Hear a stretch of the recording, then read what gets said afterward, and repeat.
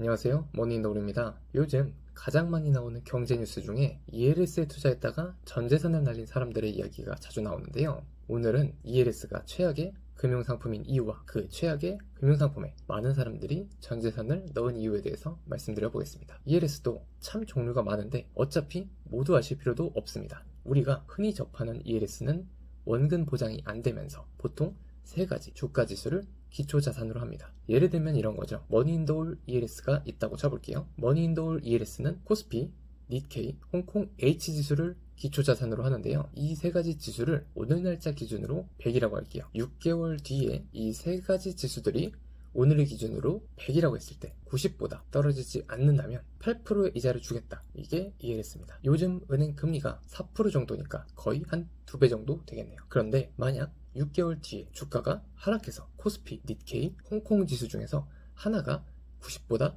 떨어져 버린다면 오케이. 그러면 6개월을 더 기다립니다. 그때 주가 지수가 85만큼 떨어지지만 않는다면 8% 이자를 주게 됩니다. 그런데 6개월을 기다렸음에도 주가가 회복이 안 됐다? 그러면 3년까지 계속 기회를 줍니다. 3년이 지나도 주가가 기준일을 100으로 했을 때 만약 반토막 났다 그러면은 원금을 거의 다 날려버리는 게 ELS다 이렇게 생각하시면 됩니다.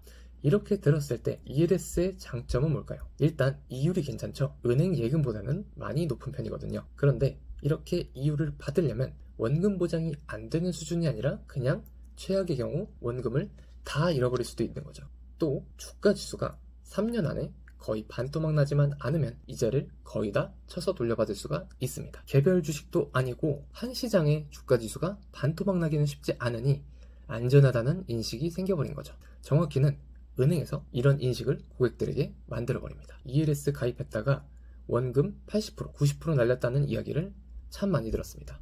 그럼 ELS가 지금 이슈가 되는 이유가 뭘까요? 바로 내년 초에 만기가 돌아오는 ELS 중 홍콩 H지수가 섞인 상품이 무려 수조 원에 달하기 때문인데요.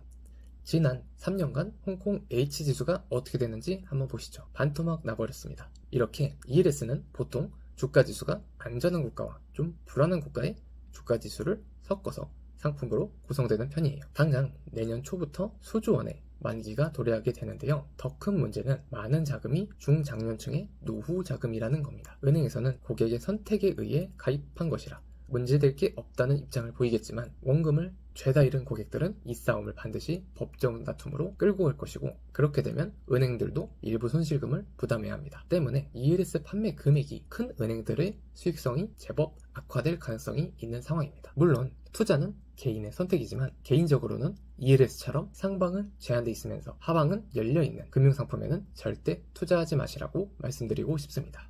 자금이 장기간 묶이게 되면서 원금도 보장받지 못하는데 약간의 이율에 눈이 멀어 목돈을 날리게 될 수도 있습니다. 영상 시청해주셔서 감사합니다. 좋은 하루 되세요.